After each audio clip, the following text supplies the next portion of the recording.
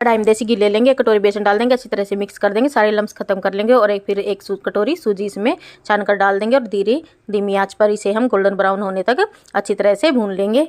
अगर आपको रेसिपी पसंद आए तो वीडियो को लाइक शेयर जरूर करना और मेरे चैनल को सब्सक्राइब जरूर करना, क्योंकि मैं अपने इस चैनल पर बिल्कुल आसान तरीके से बनाने वाली रेसिपियाँ लेकर आती रहती हूँ। और देखिए ब्राउन हो चुका है हमारा बेसन जो सूजी है अच्छी तरह से। इसमें हम 2 गिलास पानी डाल देंगे, 1 कटोरी चीनी डाल देंगे, अच्छी तरह से धीमी आंच पर इसे हम ऐसे एक ही डायरेक्शन में फेंटते जाएंगे ताकि सारे लम्स खत्म हो जाए। और देखिए कितना अच्छा हमारा यहाँ पर हलवा बनकर तैयार हो गया। किशमिश और डाल देंगे, काजू बादाम डाल देंगे और ऊपर से 1 चम्मच घी डाल देंगे ताकि इसमें अच्छे से हलवा स्टाइल वाली शाइनिंग बिल्कुल अच्छे से बनकर आ सके। हमारा बेसन का हलवा बनकर तैयार। आप इसे एक बार सर्दियों में ज़रूर बनाएं, खांसी जुकाम दूर भाग जाएगा।